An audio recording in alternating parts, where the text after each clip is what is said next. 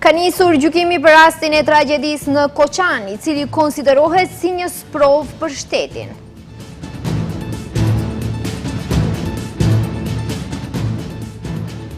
Pas largimit nga koalicioni, BDI njoftoi se do të bashkëpunojnë me Selën si parti opozitare.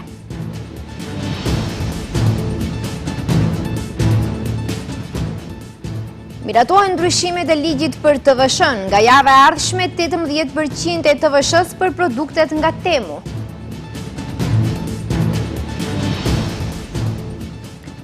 Mandatari Glauko Njufca nuk arriti të marrë votat për kryeministër të Kosovës.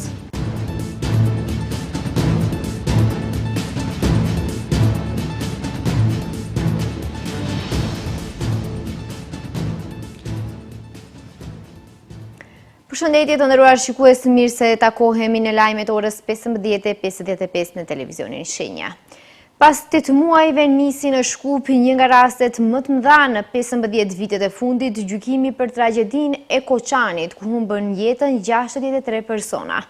Gjykatësia e lëndës Diana Gruevska u zotua për gjykim të drejtë, duke prezantuar siç i quajti ajo rregullat e lojës dhe duke shtuar se nuk mund të garantojë shpejtësi të procedurës gjyqësore.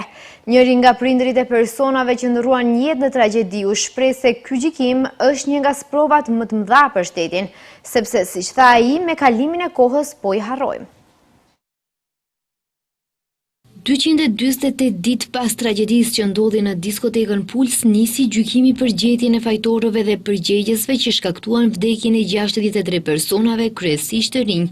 Se është një proces i gjerë gjyqësor në të gjitha dimensionet, e vërteton numri i të akuzuarve që janë 35, si dhe 3 subjekte juridike, akt akuz për 166 faqesh, qindra dëshmitar që pritet të dëshmojnë, qindra prova materiale, si dhe numri i madh i prokurorëve publik që do ta përfaqësojnë akt akuzën, gjithsej 15 prokuror.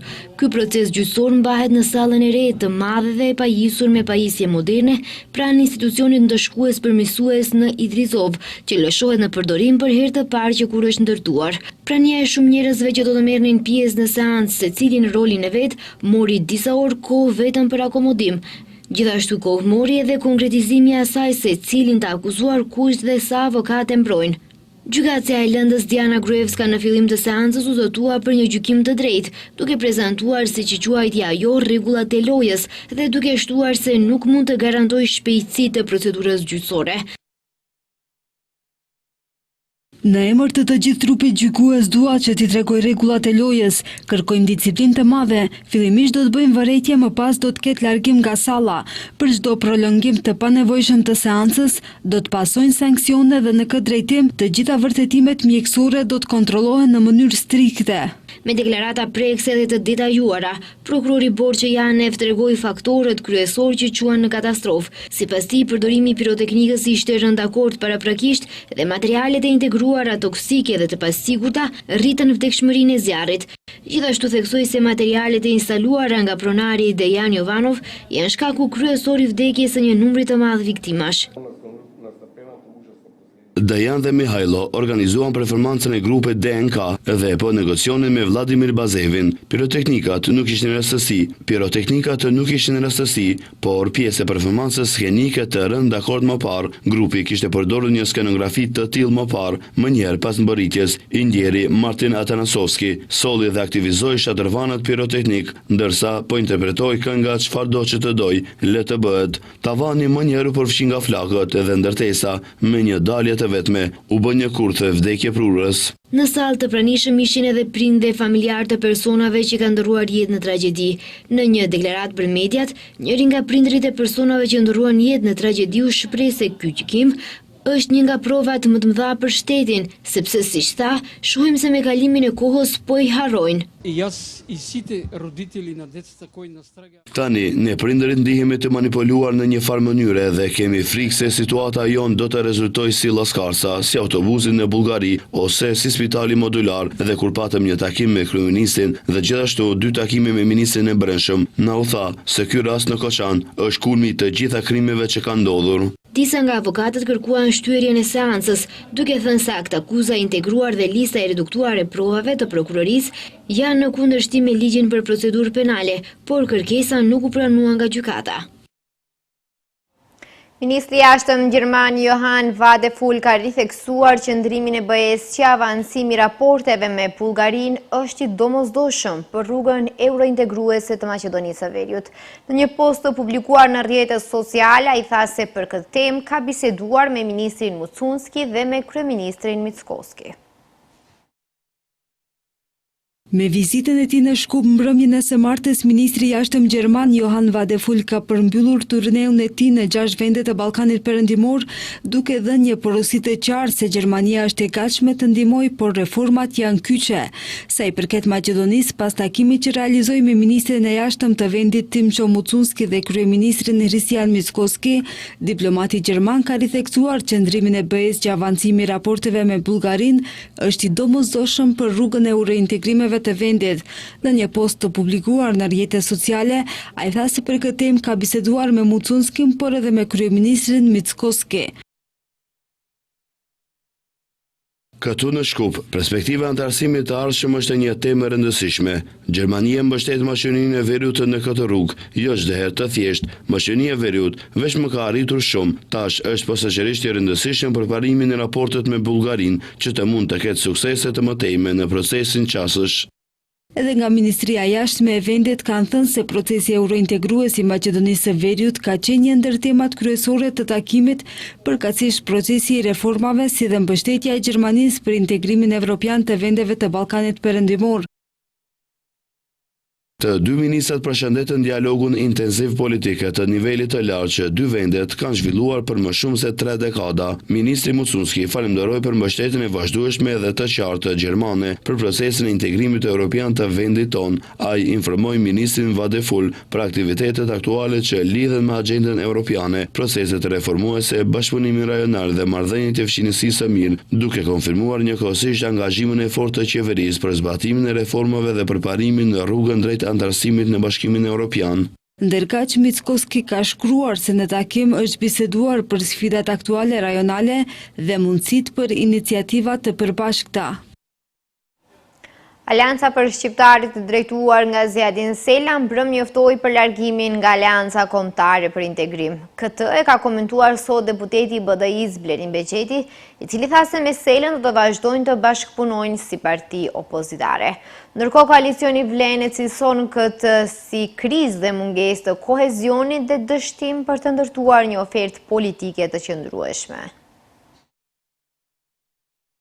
Një vit më parë, Ali Ahmeti dhe Zjadin Sela mes shumë kundërshtish vendosën t'i lënë anash hatërmbetjet politike dhe t'i shtrinë dorën e bashkëpunimit njëri tjetrit për të krijuar Frontin Evropian, koalicion me të cilin BDI-ja dhe ASH-ja aso kohe garuan në zgjedhjet parlamentare. Pjesë e këtij koalicioni, veç ASH-s, ishte edhe PDSH-ja e Thaçit dhe disa parti të tjera. Këtë bashkim i pari e braktisi PDSH-ja, e cila nuk mori pjesë në zgjedhje lokale, dhe Partia Demokratike Evropiane Arjani Hoxhës, por para zgjedhjeve lokale, Fronti i dikurshëm u shndrua në Aleancë Kombëtare për Integrim dhe të njëjtës ju bashkua edhe ASH-ja e Taravarit, e cila u nda në kohën kur Sela u bashkua me Ahmetin në Front. Me të kaluar zgjedhjet lokale, i pari që ndoqi rrugën e largimit nga Aleanca Kombëtare ishte Zjadin Sela dhe ASH-ja, të cilët mbrëm kumtuan se do të vazhdojnë rrugën si subjekt autonom dhe pa koalicion. Ndërkaq Blerin Beqeti, deputeti i BDI-s, tha se do të vazhdojnë normalisht komunikimin me ASH-n e Selës, e cila sipas Beqetit, ndonë se është larguar nga koalicioni, do të vazhdojë të veprojë si opozit. Ne kemi pas kemi një bashkëpunim dhe komunikim të shkëlqyeshëm, ata duhet të dëshirojnë dhe kanë vendosur që t'i kthehen vetvetes, në cilën e përshëndesim, i përkrahim, që bashkarisht gjitha subjektet opozitare, gjitha këto zhvillime që ndodhin në shtet, që bashkarisht edhe ta rikthejmë situatën në normalitet. Largimin e ASH-s nga Aleanca Kombëtare për Integrim e ka komentuar edhe oponenca politike. Koalicioni vlen e cilëson këtë si krizë dhe mungesë të kohezionit dhe dështim për të ndërtuar një ofertë politike të qëndrueshme. Mos koordinimi i tyre i vazhdueshëm është bërë tashmë modeli dështimit, jo vetëm që nuk arrin të formsojë një drejtim të përbashkët, por çdo ditë dëshmojnë se ky koalicion ka funksionuar vetëm si strehe interesave të ngushta personale, jo si projekt politik për shqiptarët. Vlen mbetet forca e vetme e konsoliduar me program, me vizion dhe me strukturë të qartë shtet ndërtuese. Përveç vlenit, largimin e Selës nga Aleanca Kombëtare për Integrim e ka komentuar edhe Arben Fetai, tani zëvendës kryeministër, dikur antari revoltuar dhe i pakënaqur që ASH-ja bashkëpunon me BDI-n. Këtë veprim të Selës Fetai e ka quajtur akrobacion që tashmë nuk përbën interes. Sipas Fetait, kjo që po shohim tani është thjesht kapitulli i fundit i një rruge të nisur mbrapsht që nga fillimi. Rritja rrogës minimale vazhdon të jetë temë diskutimi në kuvend. Deputeti i Bashkimit Demokratik për Integrim Blerim Beqeti ka njoftuar se si grup parlamentar do të dorëzojnë propozim në kuvend për rritje të pagës minimale. Megjithëse ministri Durmishi tha se Maqedonia me rroga minimale qëndron më mirë se Shqipëria dhe Serbia, si dhe vendet tjera të Ballkanit, të kundërtën e thot deputeti Blerim Beqeti, i cili ka njoftuar se ky propozim i grupit parlamentar të opozitës vjen si pasojë e asaj se Maqedonia e Veriut ka rrogën minimale më të ulët në rajon dhe është prapa Shqipërisë, Serbisë, Malit të Zi dhe vendeve të tjera. Beqeti ka deklaruar se në propozimin e tyre pritet së shpejti do dorëzohet në kuvend për diskutim, rroga minimale për personat me arsim të mesëm parashihet të jetë 600 euro, kurse rroga minimale për personat me arsim të lartë të jetë jo më pak se 800 euro. Për më tepër, ai ka kërkuar që kësaj iniciative të bashkangjiten dhe të njëjtën ta mbështesin edhe sindikatat. 397 euro nuk mjaftojnë për jetesë, ato mjaftojnë vetëm për mbjetesë. Prandaj paga minimale. Konsiderojmë se duhet të jetë 600 euro për personat me arsim të mesëm dhe 800 euro për personat me arsim të lartë. Ne në kuvend do të inicojmë këto ndryshime dhe njëkohësisht i mbështesim sindikatat duke i ftuar të bashkohen kësaj iniciative për të siguruar një jetë me dinjitet. Me 59 vota për dhe 12 kundër, kuvendi i miratoi ndryshimet në ligjin për tatimin mbi vlerën e shtuar, të cilat heqin përjashtimin nga TVSH-ja për dërgesat online nga Temu, AliExpress dhe të gjitha blerjet online me vlerë deri në 22 euro. Ministria e Financave informoi se me heqjen e përjashtimit rreth 4 milion denar në muaj do të ridrejtohet në ekonominë vendase.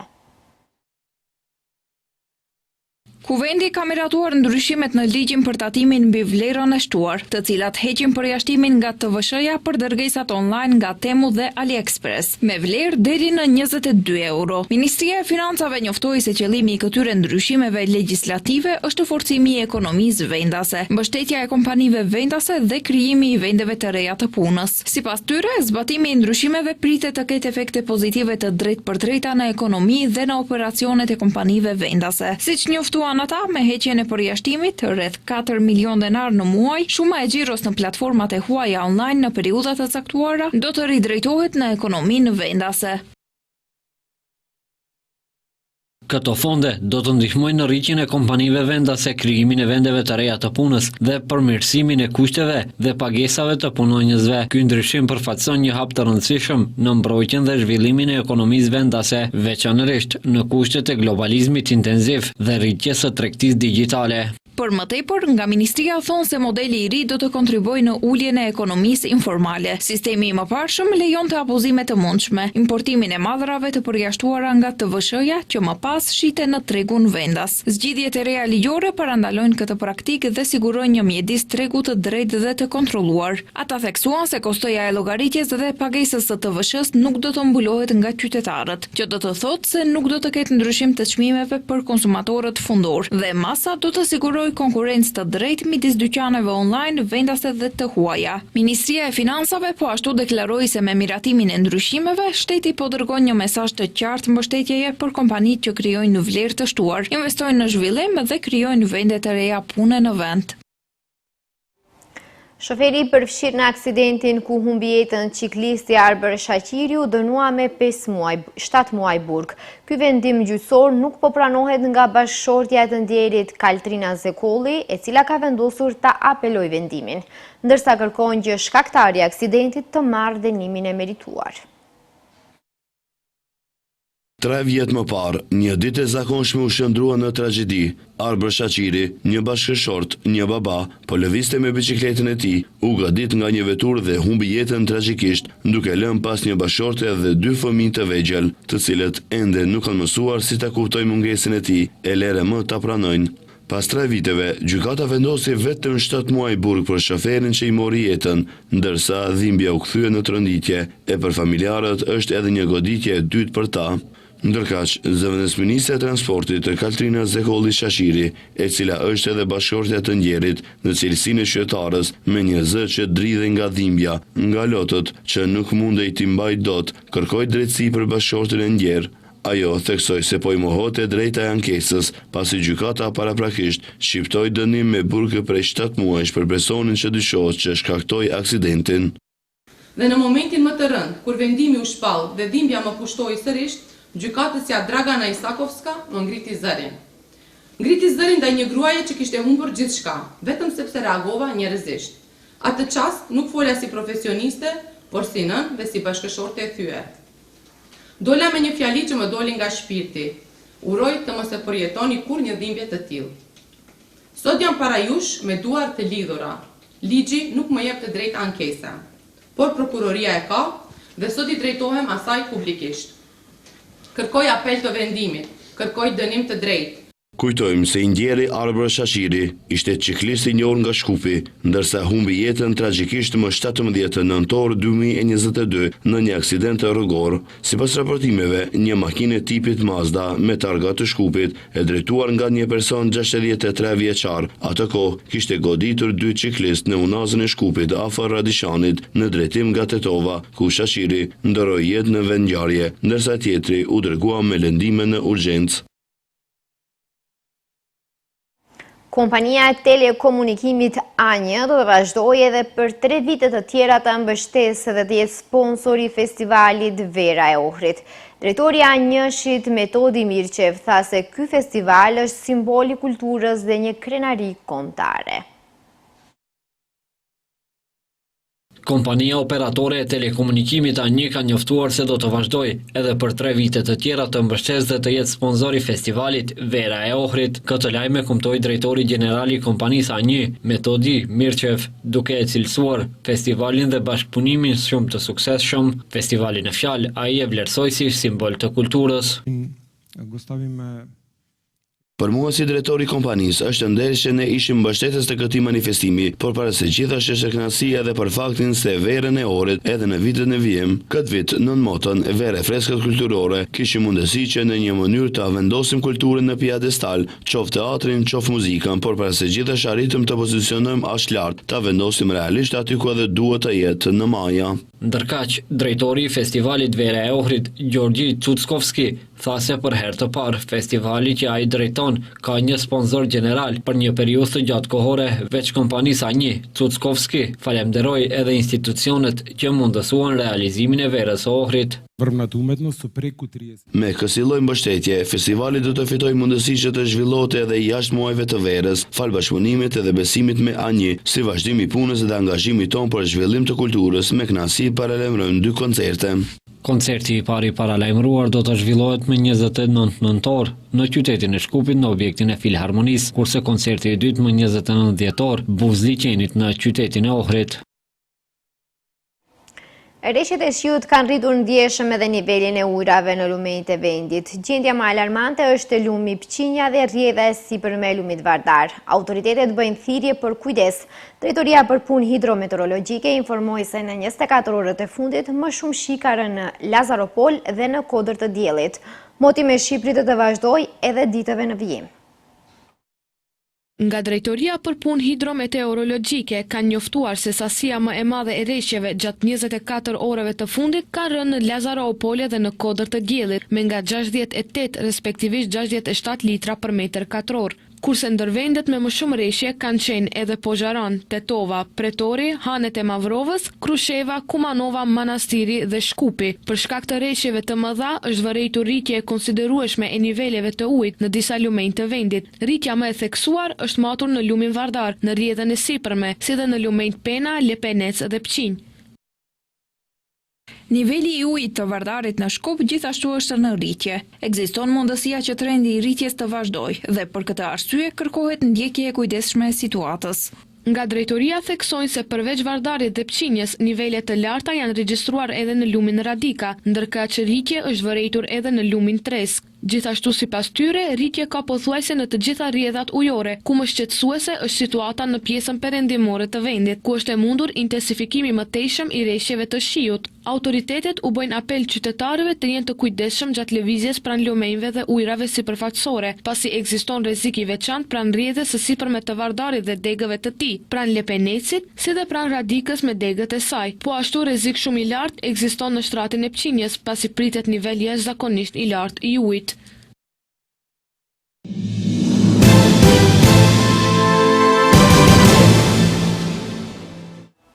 Glau Konjufca ka dështuar të marrë votat e nevojshme për të zgjidhur si kryeministër i Kosovës. Konjufca arriti të marrë vetëm 56 vota, ndërsa për të kaluar duhen votat e 61 deputetëve. Gjithashtu sot nuk është arritur as të sigurohen votat e nevojshme për miratimin e buxhetit dhe disa marrëveshjeve ndërkombëtare. Mandatari Glau Konjufca nuk ka arritur që të marrë votat e nevojshme për të zgjidhur si kryeministër i Kosovës, ashtu siç ndodhi edhe më parë me Albin Kurtin. Konjufca arriti që të marrë vetëm 56 vota, ndërsa për të kaluar duhen votat e 61 deputetëve. Konjufca kishte prezantuar në kuvend emrat e qeverisë së tij, ku sfikat emri i Albin Kurtit si zëvendës kryeministër dhe ministër të punëve të jashtme. Ndërkohë, më herët gjatë ditës ka dështuar seanca për miratimin e buxhetit dhe disa marrëveshjeve ndërkombëtare. Kryeministri në detyrë Albin Kurti, gjatë fjalimit në kuvend, ka kritikuar partitë opozitare për mosgatishmërinë për të votuar buxhetin dhe marrëveshjet ndërkombëtare. Qëndrimet e subjekteve të cilët nuk janë të pranishme, përbes nuk kanë alibi. Nëse ne, sipas tyre, që kemi vonuar, pse nuk janë këtu për të na lënë neve fajin e popullit buxhetin? Nëse ne që kemi vonuar, pse nuk janë këtu që të na lënë neve fajin e popullit buxhetit? Këtu është vendi për të folur e për të votuar. Mbi 200 milion euro humbin pakëthyeshëm, 88 milion euro nga plani i rritjes së Bashkimit Evropian dhe 120 milion euro nga këto 3 marrëveshjet me Bankën Botërore, e për ratifikim të marrëveshjeve ndërkombëtare, ju e dini shumë mirë që nuk mjaftojmë ne edhe po ta kishim qeverinë, nevojitën 80 vota.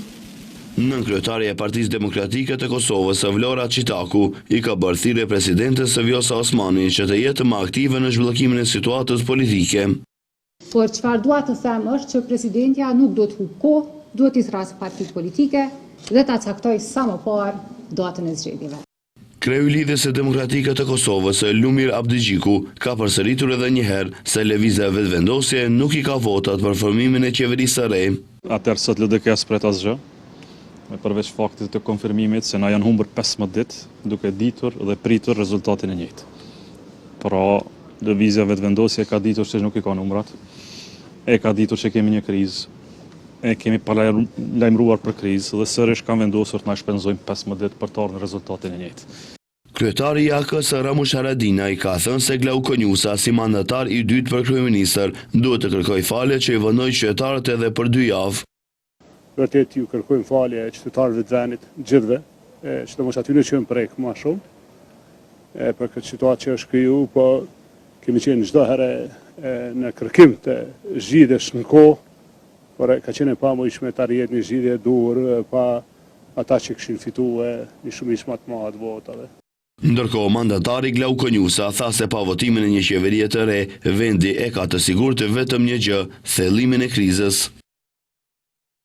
Shues të nderuar, këtu shënon fundi lajmeve. Ju falenderoj që na ndoqët. Mirupafshim.